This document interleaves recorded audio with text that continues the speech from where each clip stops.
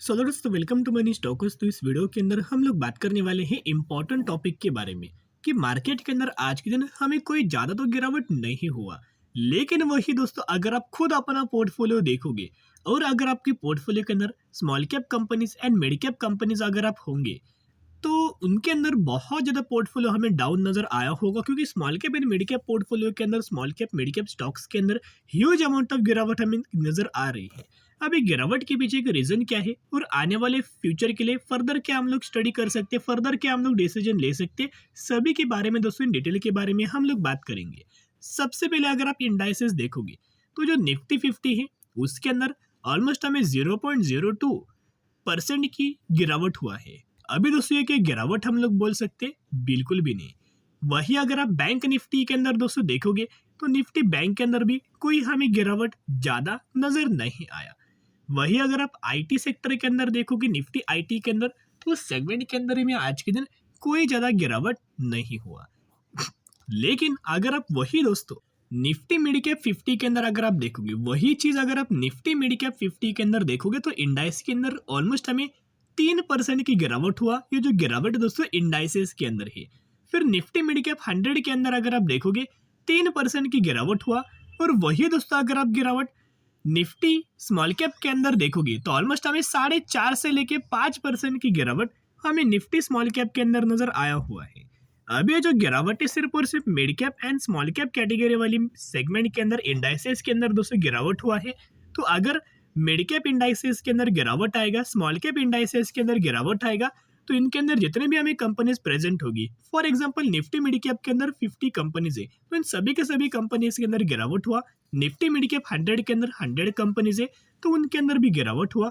And Nifty small cap के अंदर 100 companies है तो उसके अंदर भी गिरावट ह्यूज अमाउंट ऑफ नजर आ चुकी है। बाकी दूसरे कोई भी सेक्टर के अंदर दोस्तों ज्यादा कोई भी इंडाइसेस के अंदर ज्यादा हमें गिरावट नहीं हुआ। वो निफ्टी 50 चेक करना या फिर बैंक निफ्टी चेक करना, निफ्टी आईटी चेक करना, बाकी ओवरऑल इंडाइसेस के अंदर कोई गिरावट नहीं है। सिर्फ small cap and mid cap के ही अंदर दोस्तों प्रॉब्लम नजर आया हुआ है।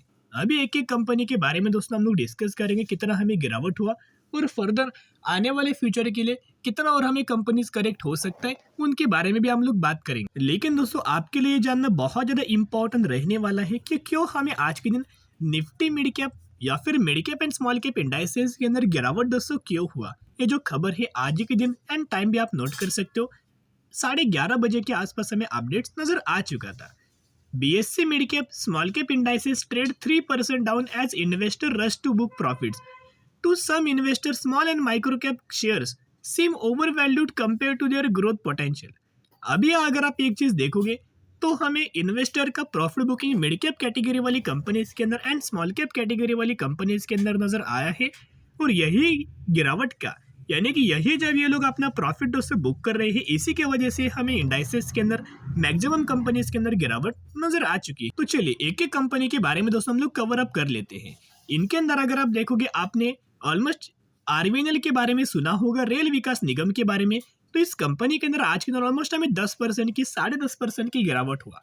वही अगर आप कंपनी का पिछले 5 दिनों का परफॉर्मेंस देखोगे, वही अगर आप कंपनी का पिछले 1 महीने का परफॉर्मेंस देखोगे, 6 महीने का परफॉर्मेंस देखोगे, 1 साल का परफॉर्मेंस देखोगे, तो लगातार कंपनीज के अंदर तेजी हमें नजर आ रही थी। सिर्फ आरवीएनएल के अंदर नहीं, मैक्सिमम मिड कैप कैटेगरी वाली कंपनीज के अंदर, स्मॉल कैप कैटेगरी वाली कंपनीज के अंदर लगातार दोस्तों तेजी के ऊपर तेजी हमें नजर आ रही थी। तो जिन लोगों ने बॉटम पर निवेश किया होगा उन लोगों को बहुत अच्छा प्रॉफिट मिल रहा होगा और बहुत ही कम समय के अंदर। तो वही लोग दोस्तों अपना प्रॉफिट करेंटली बुक कर रहे हैं। नेक्स्ट आरवीएनएल के अंदर फर्दर और हमें गिरावट आने का भी दोस्तों और हमें चांस नजर आ सकता है। Second rights. तो राइट्स के अंदर दोस्तों यहाँ अगर आप देखोगे तो राइट्स के अंदर ऑलमोस्ट हमें आज के दिन 9.5% की गिरावट हुआ। तो इस कंपनी के अंदर भी दोस्तों आपको फर्दर हमें गिरावट आने का चांस है, फर्दर हमें गिरावट आने का एक पॉसिबिलिटीज नजर आ रहा है। फिर नेक्स्ट अगर आप यह कवर अप करेंगे तो जो कंपनी है माझगांव डॉक। तो माझगांव डॉक की अगर बात की जाए तो फंडामेंटली कंपनी स्ट्रॉन्ग है। जितने भी कंपनीज के बारे में करंटली हम लोग डिस्कस कर रहे हैं, आरवीएनएल हो, राइट्स हो या फिर माझगांव डॉक कंपनी हो, तो माझगांव डॉक के अंदर ऑलमोस्ट हमें 9% की गिरावट नजर आया। एंड साथ में आप सभी को बताओ कंपनी ने बहुत ही कम समय के अंदर शानदार तरीके से रैली हमें नजर आ रहा था। तो जिन लोगों ने बॉटम के आसपास बाइंग किया उनको बहुत अच्छा खासा प्रॉफिट बहुत ही कम समय के अंदर मिल रहा होगा।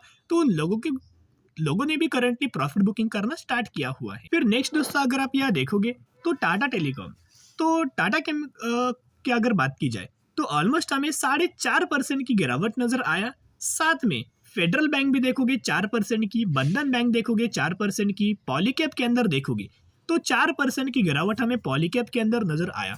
अभी पॉलीकैब कंपनीज का भी अगर आप परफॉर्मेंस देखोगे तो बहुत ही कम समय के अंदर बहुत ही जल्द पॉलीकैब ने शानदार तरीके से रिटर्न हमें शेयर होल्डर्स को बना के दिया हुआ है, वो कि बहुत ही कम समय के अंदर। तो जिसके हिसाब से जिन लोगों को अच्छा खासा प्रॉफिट मिल रहा होगा उन लोगों ने करंटली प्रॉफिट बुकिंग करना स्टार्ट किया है। ये तो दोस्तों जो कंपनी जिन कंपनीज के बारे में मैंने आपके साथ नाम लिया उन कंपनीज के अंदर आपको फर्दर थोड़ा बहुत करेक्शन आ सकता है। इसके अंदर आप आरबीएनएल पकड़ सकते हो, इसके अंदर आप आईआरएफसी पकड़ सकते हो, इसके अंदर आप रेल विकास या फिर जो जिंदाल स्टील पकड़ सकते हो, पॉलीकैब पकड़ सकते हो। इन सभी कंपनीज के अंदर फर्दर दोस्तों गिरावट आने का हमें एक चांस नजर आ सकता है थोड़ा, और हमें पैनिक लेवल के अंदर ये कंपनीज रह सकती है। तो अभी आपको करना क्या चाहिए, अभी मैक्सिमम कंपनीज के अंदर जो mid cap small cap category वाली कंपनी, कुछ लार्ज कैप कैटेगरी वाली कंपनीज के अंदर पैनिक लेवल नजर आया हुआ है। तो मेरा एक ही मानना है कि अगर दोस्तों गिरावट आपको नजर आ रही है तो गिरावट आपको आने वाले फ्यूचर में कंपनीज को रिकवर करके भी देगा। तो जितना कंपनीज के अंदर गिरावट नजर आएगा, ओवरऑल मार्केट जितना गिरेगा या फिर ओवरऑल कंपनीज गिरेगा, उतना बाय ऑन स्ट्रेटेजी अप्लाई करके लंबे समय के लिए होल्ड करना मुझे नहीं लगता huge amount of panic selling नजर आएगा, क्योंकि ऑलरेडी दोस्तों पैनिक सेलिंग नजर आ चुका है। और जितना भी हमें ग्लोबल बेसिस के पर दोस्तों जितना भी हमें पैनिक लेवल पहले जितना नजर आ रहा था उतना हमें अभी पैनिक लेवल बिल्कुल भी दोस्तों नजर नहीं आ रहा।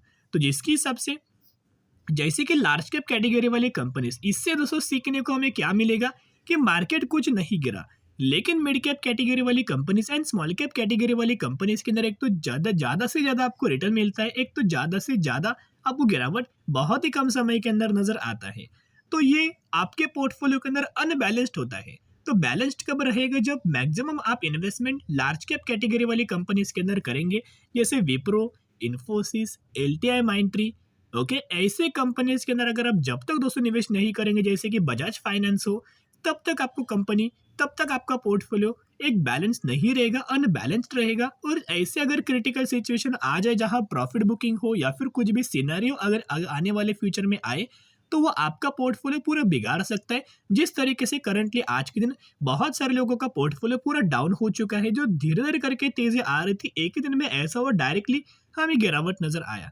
अभी जिन लोगों को करंटली पोर्टफोलियो के अंदर गिरावट हो रही है या फिर जिन लोगों के पोर्टफोलियो के अंदर लॉस हमें करंटली मिल रहा है, तो दोस्तों लॉस बुक मत करना।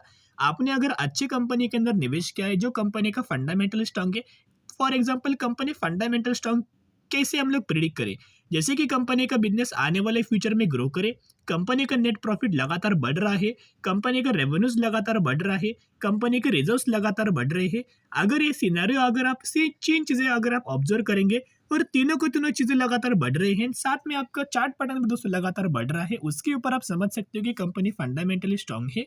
और इस कंपनी के अंदर सेल मत करना, बाय ऑन स्ट्रेटेजी अप्लाई करके और ज्यादा खरीदारी करके लंबे समय के लिए होल्ड करके चल सकते हो।